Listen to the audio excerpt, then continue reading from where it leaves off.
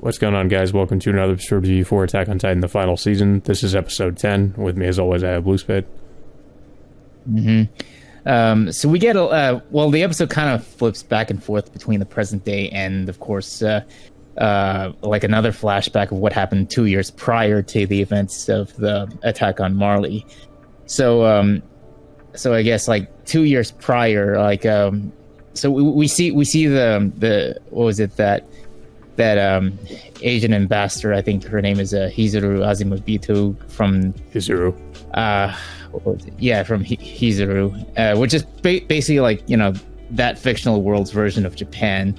And of course, I guess one of the people, you know, they talk to is, of course, Mikasa, who we find out reveals herself to be a descendant of I guess the Hizuru's ruling shogun, because she's been wearing this tattoo like on her forearm for like, you know, I guess when she was a child from her mother. I'm now kind of wondering if we seen that tattoo on her before, or is this like the first time we've seen that? Because I can't remember if we've actually, like, she's actually revealed it. This is the first time, like, I believe, because she's like, every time we see her, she's always like wore like some kind of long sleeve or something else, like, you know, covering that for most of the time. So this is literally the first time we actually see her, like, you know, show off her tattoo. So but yeah, this does confirm by Hizuru that Mikasa is like a descendant of the ruling shogun, and she mentions that like one of the descendants fled to Paradise Island and hasn't been seen since, and that of course like one of those descendants is of course Mikasa's mother. Yeah, because her father was I suppose like her father was not from there. Her mother was. So no, I mean her father's an Ackerman, and of course her mother is, she of was course, part of the Ackerman clan. Yeah, and of course her father, who was an Ackerman, I guess was, I remembered if like he said he was like an outcast of the family, and was, you know, cast out. So but yeah, so we do see like another meeting, like where they discuss one of Zeke's plans in order to enact like the rumbling, and of course they go through like all the details of like how they're going about this plan, like saying like this, like strengthening the military, and like who gets to inherit the Beast Titan, which of course has to be someone of royal blood. In order to, I guess I don't know. It's like, it also says something about the new owner has to bear children every 13 years or something like that. I think this is like one of the ways they could fight against Marley without having to utilize the rumbling. Would be to just continually breed and you know, pass down the Titans through generations.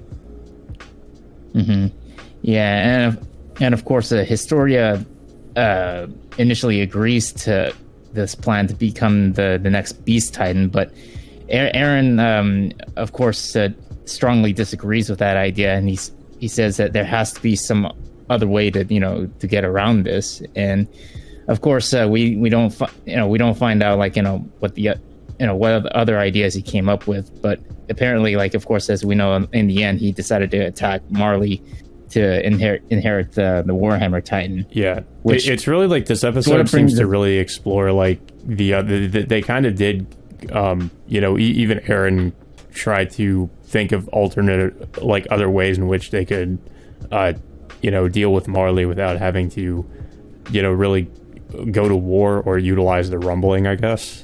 And I'm assuming that this is kind of like, I mean, obviously we don't see the big turn yet with his character and what he decides to do, you know, why he decides to do what he does, but I think we can come to the conclusion that he pretty much assumed it was like the only option after, you know, the alternative seemed to be just far worse than what he's going to do. I have a feeling that we're going to see more of these flashbacks. Yeah. Well, I already speculated that in the last episode that we would see a continuation of the flashback that we got, which the one in the last episode was 3 years ago, and now we skip ahead like a year, so it's 2 years ago. Mm-hmm. So I would assume that they'll probably put up another flashback maybe by the next. Yeah, it's more so. It seems like they're trying to bridge the gap in between what we saw in the beginning of the season and basically what happened in between season 3 and this season. Mm-hmm. Yeah, but we do flip back to the present day in which we see Eren in his cell. And of course, Hanji steps in and then just overhears what Eren says, which is he just repeatedly says, "Fight, fight, fight." And Hanji just like tries to inquire like what he means by that. But of course, like Eren just, stays silent about it. And then of course, he snaps back at Hanji, saying like, you don't have any reason to kill me because I am the founding Titan. And he could escape there like, anytime he wanted to because he obtained the Warhammer Titan. Yeah. So and he also goes up and of course, yeah, and of course, like this causes Hanji to leave at that point, which almost took her for a scare for a bit at that moment, but yeah, she feels like sort of regret of having to take this responsibility of being the new commander of this of the scout, no, not the scout, the Survey Corps regiment. Yeah, I mean, I think this scene really shows us how unpredictable Eren is. Like, I mean, he's him just saying stuff like he could easily break out, and also him just going up and grabbing Han. Just it kind of makes sense why they can't really trust him. You don't know what he's gonna do. Yeah, and of course we do get to see Historia again, but the first time we see her, she's pregnant. Yeah, which I literally did not see that for people, coming. I did spoil myself for this because I did know that Historia does eventually get pregnant, but I didn't know when in the manga this took place. But I guess we already are seeing this, we do kind of find out the reason behind this. Based on a conversation these random, I don't know if these unnamed characters are having about Historia. Yeah, it's like I think they're military police or something like that, but they apparently, from their point of view, they say that Historia like got into a relationship with this like random guy who wanted to get her attention, and then and then like she has I don't know if it was a mutual relationship or if it's something that Historia did. I get the feeling I don't know the reason. Like, I mean, because the way they described it, they said that she just approached him, seemingly like, at least from their perspective, like out of nowhere, and it just kind of, she ended up being pregnant. It did, like, the way they described it, it doesn't necessarily sound like some, like, romantic thing. It seems, I think she just did it because they mentioned that if she's pregnant, she can't really have the Titan passed down to her. That it was probably just for that reason that she did it, I guess. And I mean, I'm not really sure if she's actually in love with this guy or if I feel like she just did it because it was her only way out, I guess. Her only way to avoid becoming a Titan. I mean, she agreed to become the Beast Titan. Yeah, but then I'm guessing something must have happened in between that time that we don't see that made her change her mind. Yeah, we're gonna have to, like, I'm hoping we get like the story from her perspective of why she became pregnant in the first place. I mean, unless something else happened, which made her change her mind, and like during that, like those. I know it's kind of like a small detail, but like she just looks kind of miserable in that scene. Like she doesn't look happy that she's pregnant either. She just, judging by her facial expression, like it just seems like she's not. She just seems kind of just totally out of it.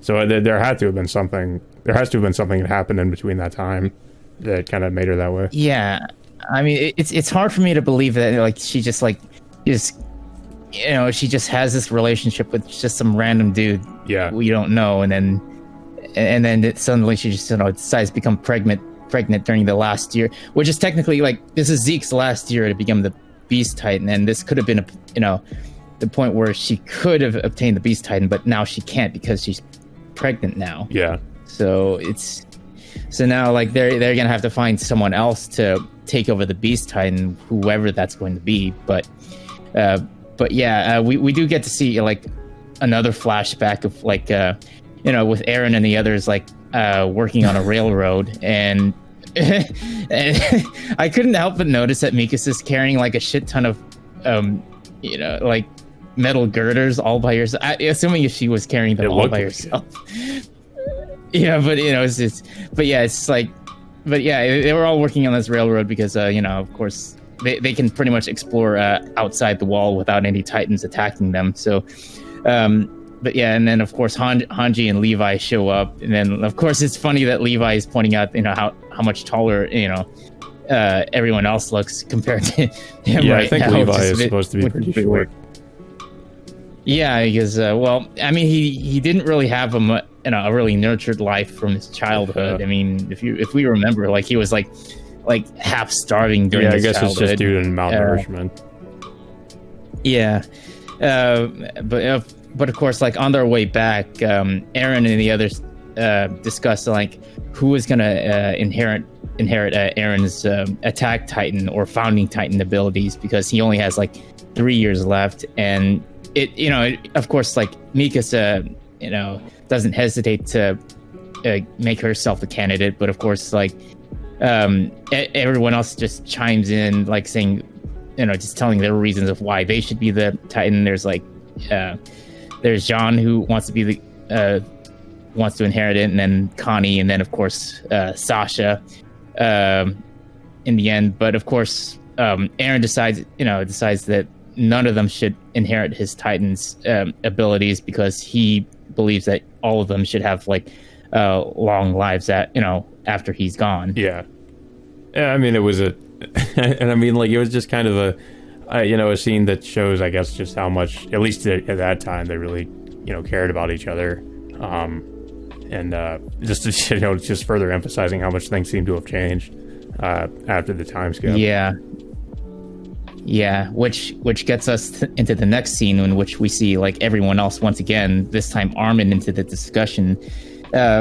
Pretty much discussing how much Eren has changed since that time, and they believe like Eren has gone way too far, and they believe that he needs to be put down at some point. Which of course Mikasa of course objects to this immediately, but of course Connie points out like what Eren was doing when he told them that Sasha was shot and killed at that point, and he mentions about Eren laughing when he told him what happened to Sasha, and of course Mikasa and Armin are of course shocked by this, and of course which leads this is of course going to be a turning point of like how people are going to view Eren at this point. At this point of the story. Yeah, I mean, it seemed like they already didn't have a good, didn't view him favorably, but now it's just even worse.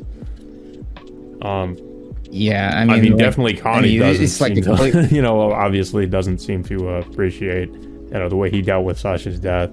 I think Mikasa is pretty much going to be the only one who's probably going to be on his side until maybe up to a certain point, depending on what he does.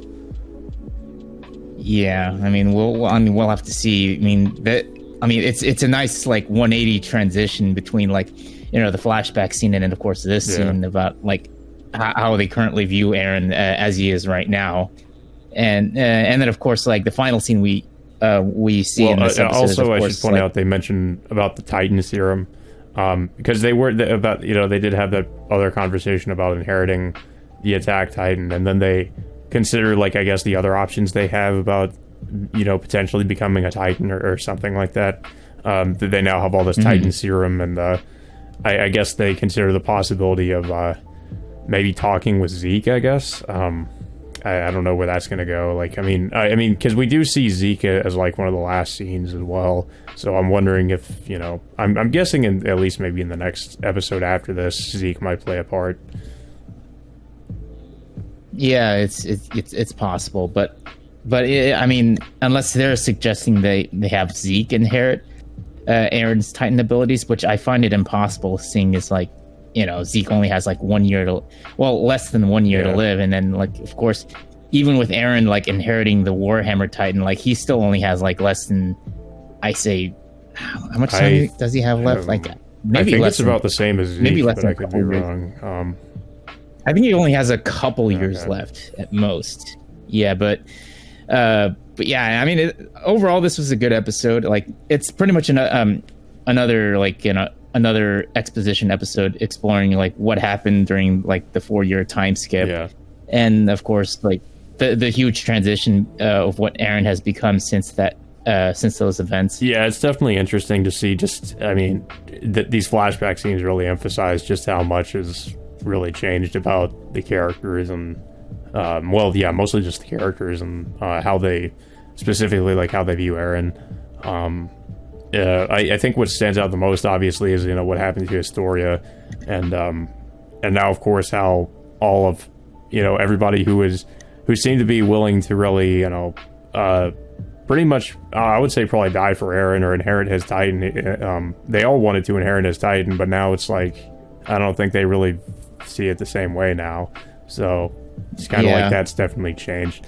I'm kind of, I mean, but we just haven't gotten to that scene yet, which really kind of ties everything together in terms of, why they have such, why they just hate or distrust Eren so much now. I mean, obviously we already know that a big part of that is because of him going over to Marley.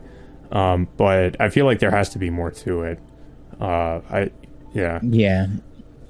It'll probably have to be like one more flashback, which supposedly would take place within the last year before the events in Marley. So maybe, hopefully, if they show that, maybe we'll get more context as to what changed Eren's mind to just do what he did in Marley, and then just supposedly what he I guess he's more or less like following through with the rumbling plan that Zeke has. I mean, we do get a sense that at least this episode shows that they did really like consider the other options they had, but I'm guessing that Eren just eventually was led to the decision that was the only way.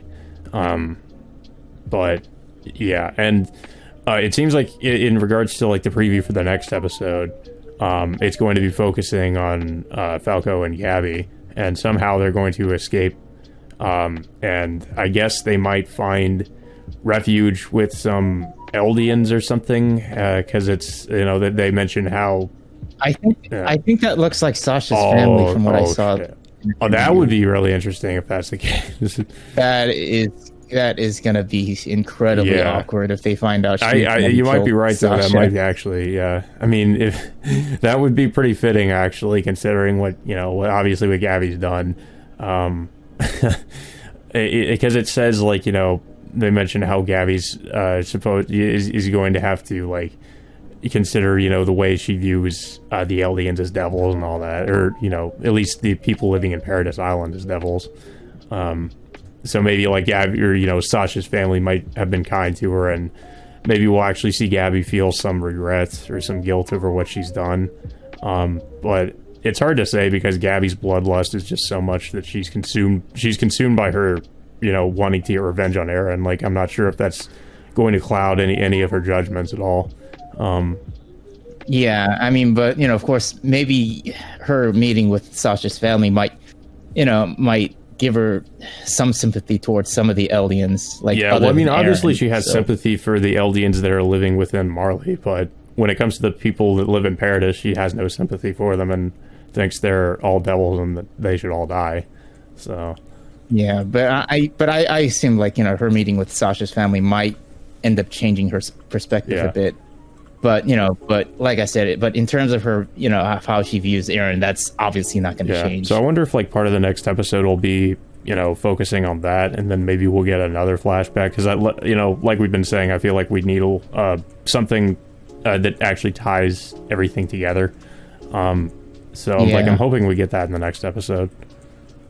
Yeah, we have at least what 6 more episodes left for this part of the season, and I mean, who knows when they're gonna bring back when they're gonna bring in more episodes after this? Because like as we all know, that the the manga is going to be officially done by this April, so hopefully we'll get maybe another announcement on when they might put in a new core or something like that. Yeah, well, it's like I've been saying, this needs to be the longest season, and I'm not sure how many parts, if they're planning to adapt the whole thing, like how many parts they're planning on doing for this, because there have to be like multiple parts to it if they're going to properly adapt it. I mean, season 3 was split into two separate chords, within 2 years. My only hope is that because of that even though that there, like I said, there is a lot of parts they would probably have to do.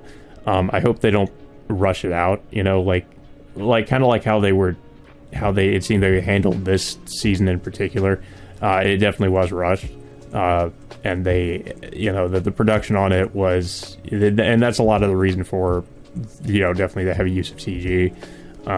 So I hope, that being the case, that maybe they spend much more time on the other parts before they actually put it out, because I've seen what MAPPA is capable of, and if they have enough time, they're capable of some pretty great stuff. So, I mean, I hope that, if they're actually given the proper time they need for the other parts, so that they can actually turn out something that's, on the same level of quality as, something like Jujutsu Kaisen, because I'm pretty sure they had plenty of time to work on that, and that looks incredible. So, I mean, we all know that they can put out something great. They just need the time. And I'm hoping that maybe just this first part of the final season was maybe like an exception, where they just had to put it out really quickly. Maybe it won't be the case with the rest of it. But we can only hope. I mean, so far the story has been, this pacing in the story has pretty much been consistent so far. And then considering the fact that this part of the season is going to be at least 16 episodes is a bit more reassuring if we initially had this as 12 episodes. Yeah, well, I mean, I'm pretty sure they're not rushing the story. But yeah, I think it probably was a good idea to have it, have it be the weird episode count that it is, like 16 instead of 12, because like you said, they'd probably have to, there'd probably be a lot of rushing story-wise going on. I mean, considering, even though, there is the overuse of CG in a couple episodes, I think they've done a decent job of what they've done production-wise, considering the fact that that Japan's still in the pandemic, with COVID-19 and all, but and not to mention the fact that they initially had to delay this I think maybe about a couple months because of it. But honestly, I really think they've done a decent job of what they've done adapting this so far. I mean, even though it was kind of rushed out, it still looks pretty, it still looks great. I'm definitely not complaining about it. But it's just like I said, I think they're capable of doing much better, when they have the time, given the time. And that's just, that's the only problem, is they just did not have the time. I'm no expert on animation, but I do know that CG is basically a shortcut. It's much easier than just hand drawn, doing the hand drawn animation. So that's pretty much why it's being utilized so much here. Yeah, but yeah, definitely a good episode today.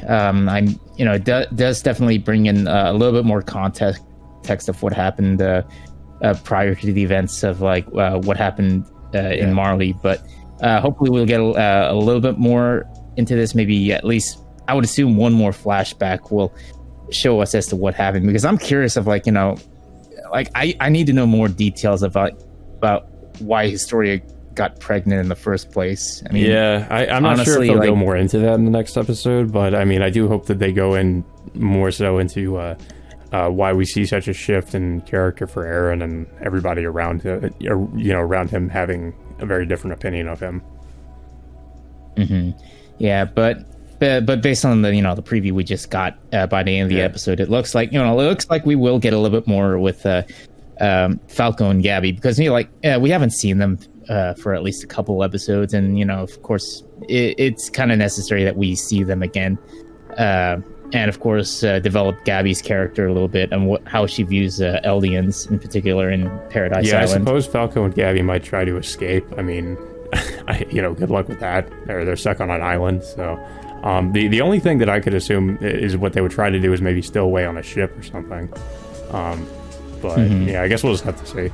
I mean, it's hard to tell, but you know, I mean, it's obvious that, you know, this is going to deal with the fallout of what Gabby did to Sasha and how she runs into Sasha's family based on which I'm pretty sure that they are Sasha's family based on the preview from what I saw. But you know, it's hopefully we'll get to see a follow up of like what her perspective is and how she's dealing with like, you know, what she's done. Yeah. But yeah, with that being said, until next Sunday, we will see you all next time.